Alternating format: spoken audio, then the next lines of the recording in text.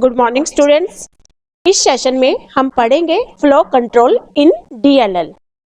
इस सेशन के बाद लर्नर को समझ आ जाएगा overview of data link layer with its services public functions. Data link layer क्या होती है, उसके सर्विसेज और उसके फंक्शंस की overview. What is flow control and flow control protocols. Welcome to one bit extra computer classes.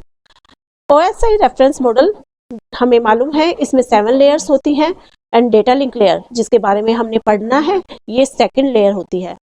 अब data link layer क्या करती है? It provides error free transmission. Network layer से ये जो भी डेटा आता है वो पैकेट्स के फॉर्म में होता है। पहले उस डेटा को ये फ्रेम्स में डिवाइड करती है। अब ये फ्रेम्स मैनेजेबल डेटा यूनिट्स होती हैं, छोटी छोटी, जिनको इजीली मैनेज किया जा सकता है। उन फ्रेम्स को एरर फ्री करके ये उन फ्रेम्स को प्रोवाइड करती है फिजिकल लेयर को। तो डेटा लिंक लेयर क्या करती है? It provides error free transmission and it moves data from one node to another node. एक नोड से दूसरे नोड पर डेटा को ट्रांसमिट करती है, मूव करती है। इसके सर्विसेज और इसके फंक्शंस क्या क्या होते हैं? These are framing. सबसे पहले ये डेटा को फ्रेम्स में डिवाइड करती है। वो डेटा जो नेटवर्क लेयर से इसके पास आता है, पैकेट्स वाला डेटा, अब इसको ये फ्रेम्स में डिवाइड करती है। फ्रेम्स छोटे छोटे मैनेजेबल डेटा यूनिट्स होती हैं और जिनको इजीली मैनेज किया जा सकता है। फिजिकल एड्रेसिंग नेक्स्ट सर्विस होती है इसकी, फिजिकल एड्रेसिंग। जो फ्रेम्स होते हैं उनमें सेंडर और रिसीवर का एड्रेस अटैच किया जाता है और इसी को कहते हैं फिजिकल एड्रेसिंग। फिर ये करती है एरर कंट्रोल। एरर कंट्रोल में ये एरर डिटेक्शन और एरर करेक्शन मैकेनिज्म्स को यूज करती है और एरर को कंट्रोल करके डेटा को आगे मूव करती है। फ्लो कंट्रोल, फ्लो कंट्रोल के बारे में हम इस सेशन में पढ़ेंगे। और इसके अलावा डेटा लिंक लेयर करती है एक्सेस कंट्रोल। जब आपके एक लिंक को मोर देन वन लोग एक्सेस कर रहे हैं तो ये बताना कि कौन एक्सेस करेगा, कितनी देर के लिए उस लिंक को एक्सेस करेगा, कौन करेगा और कितनी देर के लिए करेगा। This is controlled by access control mechanism. तो डेटा लिंक लेयर ये सारी सर्विसेज और फंक्शंस हमें प्रोवाइड करके देती है। अब फ्लो कंट्रोल, फ्लो कंट्रोल होता क्या है?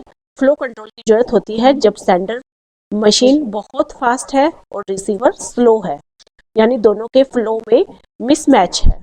अगर एक सेंडर जो कि फास्ट है, जो फास्टली सेंडिंग कर रहा है, और रिसीवर जो कि स्लो है, जो उस डेटा को उतनी फास्टली रिसीव नहीं कर पा रहा, तो दोनों के स्पीड में, दोनों के फ्लो में मिसमैच हो जाता है और इस मिसमैच को कंट्रोल करता है फ्लो कंट्रोल मैकेनिज्म, जो कि डेटा लिंक लेयर हमें प्रोवाइड करता है। अब डेटा लिंक लेयर क्या कहता है? जो सेंडर मशीन है अगर वो फास्ट है और वो लाइटली लोडेड मशीन है, या हम कहें वो लाइटली लोडेड मशीन है जिस पर लोड कम है, या जो रिसीवर मशीन है वो स्लो मशीन है, या हैवीली लोडेड मशीन हम कह सकते हैं, वो हैवीली लोडेड मशीन है अगर, तो इनके कम्युनिकेशन के दौरान अगर इस तरीके का फ्लो मिसमैच है, स्पीड मिसमैच है, तो इस फ्लो को कंट्रोल किया जाता है फ्लो कंट्रोल मैकेनिज्म के थ्रू। अब ये फ्लो कंट्रोल मैकेनिज्म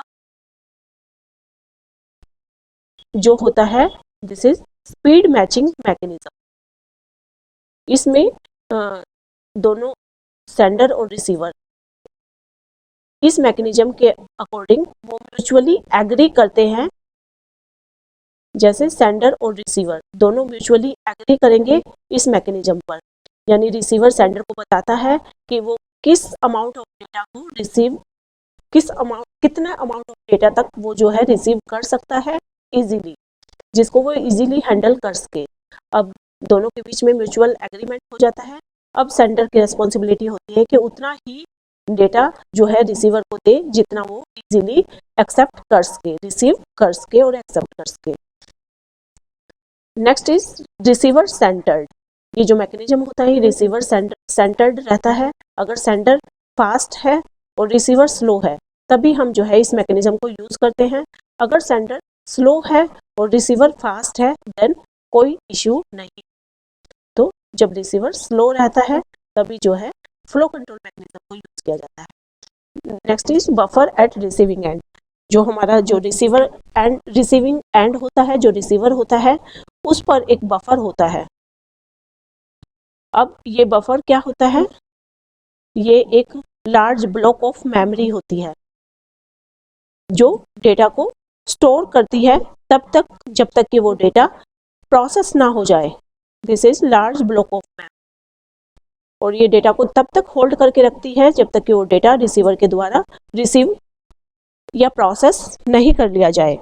अगर ये बफर फिल अप हो जाता है तो रिसीवर इन्फॉर्म करता है उसको, सेंडर को, कि to stop the transmission until it is once again able to receive. जब तक कि वो दोबारा रिसीव करने के एबल ना हो जाए तो वो जो है तब तक जो है सेंडर इस ट्रांसमिशन को स्टॉप कर दे। ये रिसीवर की तरफ से बोला जाता है।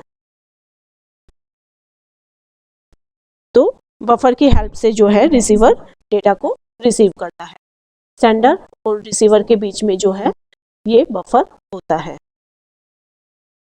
This buffer is between sender and receiver. Next is flow control protocols. There are two types of flow control protocols on the noiseless channel and noisy channels. जो noiseless channels हैं उनके protocols आते हैं simplest and stop and wait, और जो noisy channels हैं उनके protocols होते हैं स्टॉप एंड वेट ARQ। अब ARQ क्या होता है, this is automatic repeat request. इन दोनों में क्या डिफरेंस है वो हम अपनी नेक्स्ट वीडियोस के अंदर देखेंगे। And next protocol is go back and ARQ। ARQ is automatic repeat request and selective repeat. ये दोनों प्रोटोकॉल्स आते हैं सिलेक्टिव रिपीट ARQ। ये दोनों प्रोटोकॉल्स आते हैं स्लाइडिंग विंडो प्रोटोकॉल में। तो मेन दो प्रोटोकॉल्स होते हैं नॉइसी चैनल पर, stop and wait ARQ and sliding window protocols.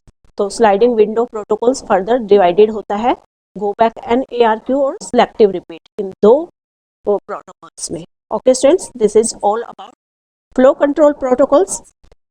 अगर ये आपको अच्छे से समझ आ गया है और आपको इससे आगे के सेशंस भी समझने हैं इजी वे में, इजी मैनर में, तो इस चैनल को सब्सक्राइब कर दें, इस वीडियो को शेयर कर दें अपने फ्रेंड्स में। Okay students, thank you for your support. Thank you, goodbye, have a nice day. Okay, bye.